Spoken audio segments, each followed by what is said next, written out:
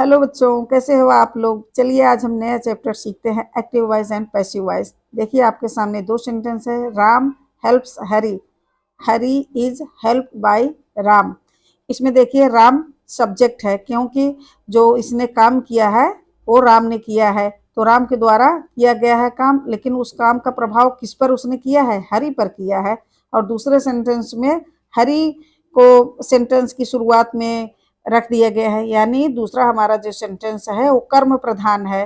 तो ये कर्म प्रधान है, इसलिए इसको हम कहते हैं कर्म प्रधान वाक्य, और इसको कहते हैं कर्ता प्रधान वाक्य। यही जो कर्ता प्रधान वाक्य होता है, जिसमें सब्जेक्ट एक्टिव रहता है, उसको एक्टिव वॉइस कहते हैं। और जिसमें कर्म प्रधान रहता है और सब्जेक्ट जो है पैसिव में रहता है, यानी निष्क्रिय रहता है, उसको हम कहते हैं पैसिव वॉइस। एक्टिव वॉइस से पैसिव बनाने के नियम। देखिए एक्टिव से पैसिव कैसे बनाए जाते हैं, उसके हम अब नियम शुरू करेंगे। यही सबसे ज़्यादा इम्पॉर्टेंट है। तो हम देखिए प्रेजेंट इंडेफिनिट टेंस, सारे जो present indefinite tense, past indefinite tense, future indefinite tense, पहले हम सारे इंडेफिनिट टेंस के जो है नियम बता देंगे, उसके एग्जांपल्स दे देंगे, तब जाके कंटिन्यूअस टेंस और सब बताएंगे। ठीक है। देखिए एक्टिव वॉइस, एक्टिव वॉइस में प्रेजेंट इंडेफिनिट टेंस का क्या फार्मूला होता है? सब्जेक्ट वर्ब की फर्स्ट फॉर्म धन ऑब्जेक्ट, यानी हमारा जैसा प्रेजेंट इंडेफिनिट टेंस में हमारा सब्जेक्ट जैसा रहेगा वर्ब वैसे बदल जाएगी। वर्ब यानी वर्ब में यस या ई एस सब्जेक्ट के अनुसार लगाएंगे। अगर हमारा subject I we you they या प्लूरल नाउन रहा तो हम उसमें यस या यस नहीं लगाते हैं। और अगर ही सी इट हमारा सब्जेक्ट रहा या प्रॉपर नाउन रहा तो उसमें वर्ब में यस या यस लगा देते हैं। ये सब तो आपको टेंस में पता ही होगा। तो प्रेजेंट इंडेफिनिट टेंस जब हम पहचान लेते हैं तो उसका हम पैसिव वॉइस कैसे बनाते हैं, या हम जब कंपटीशन वाले एग्ज़ाम होते हैं तो उसमें हम तुरंत हम कैसे पकड़ते हैं कि ये प्रेजेंट इंडेफिनिट टेंस है, और इसको हम कैसे जब चार ऑप्शन दिए रहेंगे तो हम कैसे इसको जो है तुरंत पकड़ लेंगे। देखिए पैसिव वॉइस बनाते समय ऑब्जेक्ट जो हमारा यहाँ है, क्योंकि यहाँ तो सब्जेक्ट प्रधान है तो यहाँ सब्जेक्ट पहले रहेगा। अब हम पैसिव वॉइस में कर्म प्रधान बना रहे हैं तो ये तो कर्म है यानी ऑब्जेक्ट है, तो ऑब्जेक्ट को हम सबसे पहले लाएंगे। लेकिन पैसिव वॉइस बनाते समय कुछ न कुछ उसके फार्मूले अलग हैं। पैसिव वॉइस का क्या फार्मूला है? ऑब्जेक्ट को हम पहले रखेंगे, उसके बाद हमारी अगर जो प्रेजेंट इंडेफिनिट टेंस है उसमें इज एम आर ये तीनों हेल्पिंग वर्ब अपने इस ऑब्जेक्ट के अनुसार लगेंगी। जैसा हमारा ऑब्जेक्ट रहेगा सिंगुलर रहेगा तो इज आई रहेगी तो एम, यू वी दे या प्लूरल नाउन रहेगा तो आर, उसके अनुसार ये इनमें से कोई एक लगेंगी। उसके बाद क्या लगेगा? वर्ब की थर्ड फॉर्म, और हर पैसिव वॉइस में वर्ब की थर्ड फॉर्म ही लगेगी। फिर बाई लगेगा, उसके बाद हम एजेंट रखेंगे यानी सब्जेक्ट को यहाँ रखेंगे। एग्जाम्पल्स देख लेते हैं एक्टिव वॉइस का। देखिए ये प्रेजेंट इंडेफिनिट टेंस का एक सेंटेंस है, Rita wins the match, Rita wins the match. अब इसका पैसिव वॉइस कैसे बनाएंगे? पहले ये तो हमारा विन वर्ब है, इसके बाद लगा हुआ है ये ऑब्जेक्ट है, तो हमको सबसे पहले क्या लिखना है? कर्म प्रधान बनाना है। ऑब्जेक्ट को हम पहले लिखेंगे द मैच, उसके बाद हेल्पिंग वर्ब, ये मैच सिंगुलर है तो इज लगा दिए, तो क्या हो गया? दो चीज़ें तो रख दी गई हमारी, ऑब्जेक्ट रख दिया गया और हेल्पिंग वर्ब इसके अनुसार इज हो गया। उसके बाद विंस का थर्ड फॉर्म क्या है? वोन है, तो यहाँ हम ओन लगा दिए। उसके बाद क्या लगाना है? बाई लगाना है तो बाई लगा दिए। फिर जो सब्जेक्ट हमारा था वो लास्ट में चला गया, रीता। तो passive voice Rita wins the match. अब हमारा हो गया the match is won by Rita. अगला हम एग्जाम्पल देखते हैं, ही टीच मी, वह मुझको पढ़ाता है, ही टीच मी। तो अब ये मी क्या है, ऑब्जेक्ट है। तो ऑब्जेक्ट का जो नॉमिनेटिव केस है, मी का नॉमिनेटिव केस है आई, तो यहाँ हम आई लिख देते हैं। उसके बाद आई में हेल्पिंग वर्ब हमेशा क्या होती है, हेल्पिंग वर्ब लगेगी इसके साथ am, I am helping verb हम रख दिए। उसके बाद वर्ब की थर्ड फॉर्म यहाँ आई एम टॉट, फिर बाई को लगाना है, बाई। अब ही का ऑब्जेक्टिव केस हिम होता है, तो हम जो है यहाँ हिम लिख देंगे। इसलिए आपको कहते हैं कि हमारी सारी वीडियो को आप देख लीजिए, हमने नाउन के केसेस बहुत अच्छे से पढ़ाए हैं। अब इसमें एक्टिव और पैसिव वॉइस में केसेस का बहुत महत्व है, तो केस तो पढ़ना ही पड़ेगा। ये ही का जो है ऑब्जेक्टिव केस हिम है और मी का नॉमिनेटिव केस आई है। तो इस तरीके से मी का आई हो गया और ही का हिम हो गया। अब देखिए अगला एग्जांपल देखते हैं, यू बीट देम। अब देम क्या है, देम बीट का ऑब्जेक्ट देम है, तो हम ऑब्जेक्ट को पहले यहाँ रखेंगे। देम का नॉमिनेटिव केस दे है और दे का ऑब्जेक्टिव केस देम है, तो हमको देम से ऑब्जेक्टिव केस नॉमिनेटिव केस बनाना है। जब हम यहाँ ऑब्जेक्ट को प्रदान करेंगे तो यहाँ नॉमिनेटिव केस क्या रहेगा, दे हो जाएगा। उसके बाद दे के साथ लगती है हेल्पिंग वर्ब आर, तो आर लगा दिए।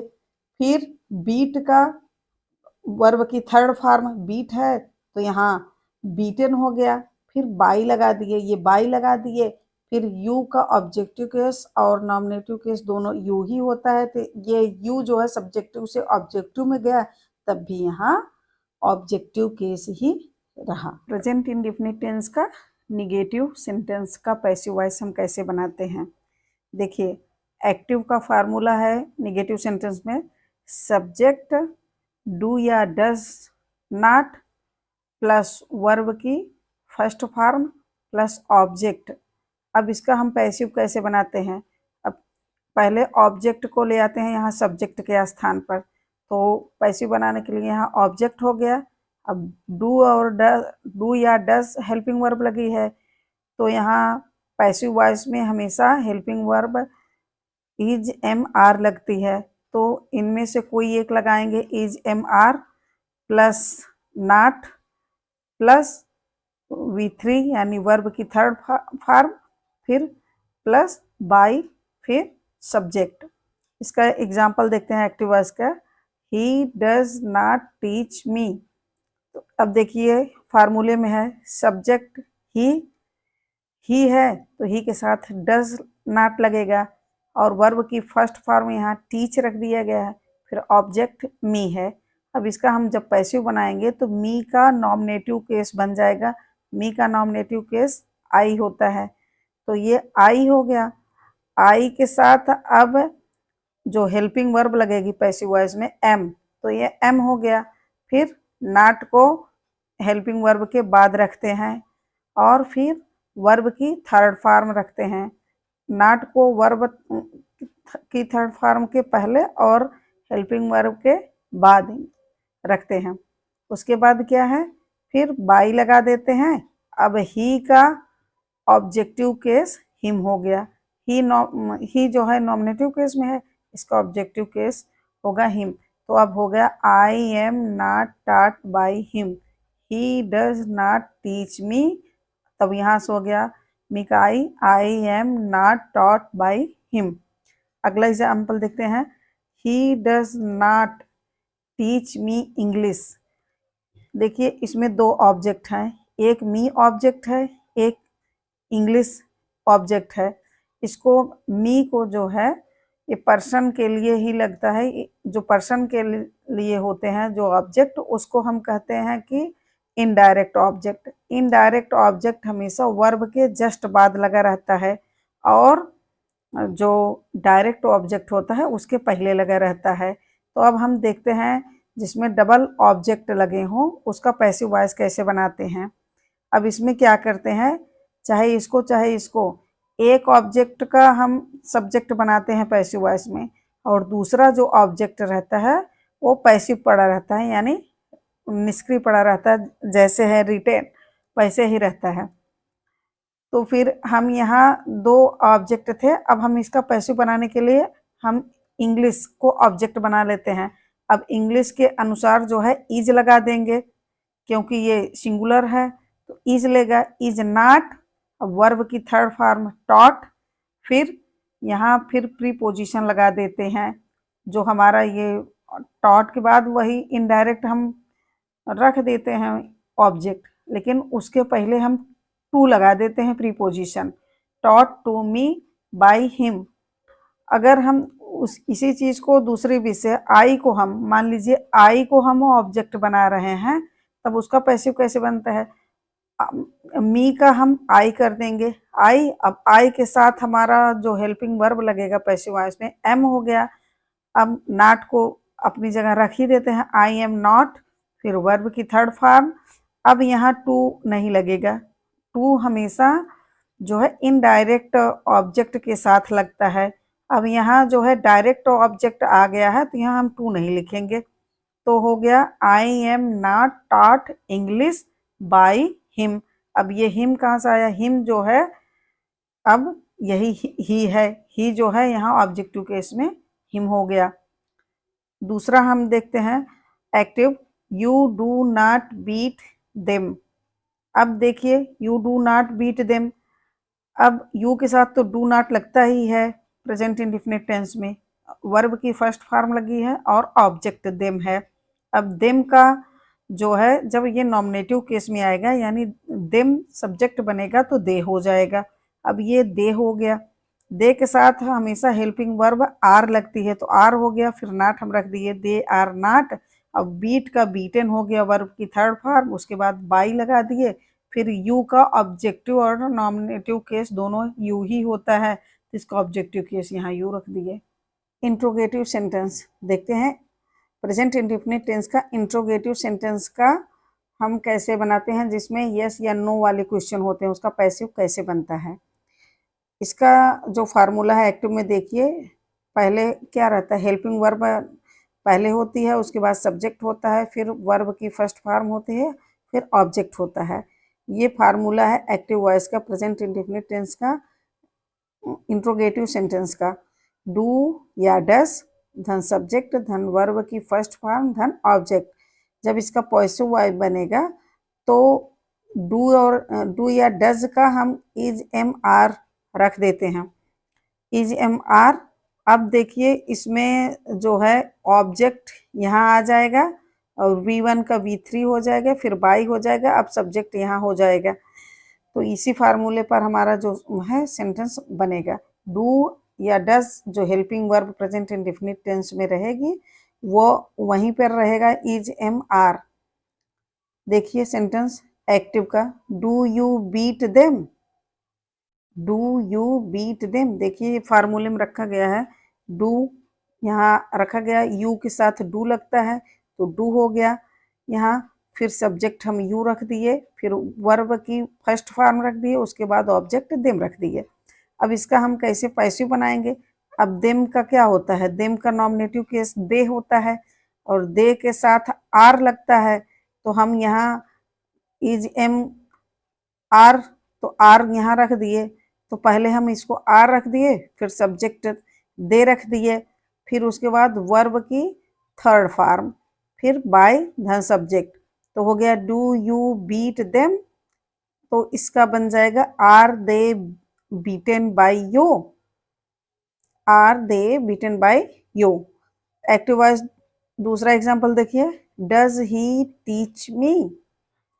तो अब देखिए इसका जो है आई जो है, आई का यहाँ नॉमिनेटिव केस मी का आई हो जाएगा, डज ही टीच मी, तो ये मी है तो मी का जो नॉमिनेटिव केस होगा यानी जब सब्जेक्ट बनेगा, ऑब्जेक्ट से सब्जेक्ट बनेगा तो यहाँ आई हो जाएगा, वर्ब के इधर आएगा तो यहाँ आई हो गया, और आई के साथ एम लगता है तो हम क्योंकि ये इंट्रोगेटिव है तो एम को हम पहले रख देंगे, एम को पैसिव वॉइस में भी पहले ही रखा जाएगा, एम रख दिए, फिर आई हो गया, ये ऑब्जेक्ट का यहाँ सब्जेक्ट बन गया।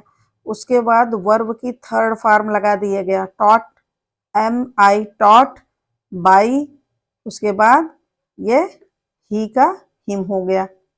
Passive of WH questions. WH यानी जो व्हाट, व्हेन, वेयर, हु ये सब जो रहते हैं वो जो है WH क्वेश्चन कहे जाते हैं।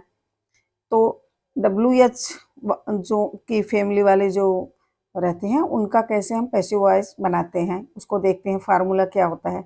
एक्टिव वॉइस में फार्मूला होता है, पहले WH को रखते हैं plus helping verb present indefinite tense की डू या डज है तो उसको डू या डज रखते हैं, प्लस सब्जेक्ट रखते हैं, प्लस जो है वर्ब की फर्स्ट फॉर्म रखते हैं, प्लस ऑब्जेक्ट। अब जब हम पैसिव वॉइस बनाएंगे तो WH अपने ही स्थान पे रहेगा। जो भी WH रहेगा, व्हेन रहेगा, व्हाट रहेगा, वेयर रहेगा, हु रहेगा, इसको सबसे पहले पैसिव वॉइस में भी वही चीज़ रखेंगे। अब डू या डज के स्थान पर इज, एम, आर में से कोई एक हेल्पिंग वर्ब लगेगी। उसके बाद अब देखते हैं जो ऑब्जेक्ट है यहाँ हम रख देते हैं उसको सब्जेक्ट के रूप में। ऑब्जेक्ट को उठा के यहाँ रख दिए, फिर वर्ब का V3 कर दिए, V3 लग गया, फिर प्लस बाई लगा दिए। अब सब्जेक्ट हमारा कहाँ चला गया? ऑब्जेक्ट के स्थान पर। इसका सेंटेंस देखते हैं। व्हेन डज ही टीच मी। देखिए WH यहाँ है, व्हेन। अब यहाँ व्हेन जो है ही है तो ही के साथ हमेशा डज लगता है तो यहाँ डज लगा दिया गया। अब सब्जेक्ट तक हमारा हो गया। वर्ब की फर्स्ट फॉर्म टीच है, उसके बाद ऑब्जेक्ट लगा हुआ है। अब जब इनका पैसिव वॉइस बनाते हैं तो व्हेन अपनी जगह ही रहेगा। व्हेन को पैसिव वॉइस में भी व्हेन पहले ही रखेंगे। उसके बाद हमको ये देखना है कि हमारा सब्जेक्ट क्या है। सब्जेक्ट हमारा मी है तो नॉमिनेटिव केस में ये आई हो जाएगा। अब हेल्पिंग वर्ब जो है जो व्हेन रहेगा उसके बाद हेल्पिंग वर्ब रखनी है तो हमको आई तो पता ही हो गया, तो आई के साथ एम लगता है तो पहले एम लगा के तब आई रखेंगे। उसके बाद V3 यानी वर्ब की थर्ड फॉर्म, फिर बाय, फिर हिम। अब क्या हो गया? When does he teach me. अब उसका पैसिव बना when am I taught by him. अगला एग्जांपल है एक्टिव का, why do you beat them. Why do you beat them. अब यहाँ क्या हुआ कि यहाँ वाई तो अपने ही स्थान पे रहेगा। अब डू के स्थान पर हम क्या लिखेंगे? देम। देम का जो नॉमिनेटिव केस है दे है, यानी देम जो ऑब्जेक्ट में रहेगा तो देम रहेगा। जब ये देम सब्जेक्ट बनेगा तो दे हो जाएगा। अब यहाँ ये आया सब्जेक्ट बन गया दे, तो दे के साथ जो है आर लगता है तो हम यहाँ पहले सोच लेंगे कि हम ये क्या है और कौन सी हेल्पिंग वर्ब लगेगी। तो व्हाई आर दे, फिर वर्ब की थर्ड फॉर्म बीटन, फिर बाई, फिर यू यहाँ लगा देते हैं। ठीक है, आज हमने प्रेजेंट इंडेफिनिट टेंस का पूरा एक्टिव और पैसिव, पॉजिटिव, नेगेटिव, इंट्रोगेटिव सारे पढ़ा दिए हैं। अब अगले वीडियो में हम पास्ट इंडेफिनिट टेंस का इसी तरह से एक्सप्लेनेशन करेंगे।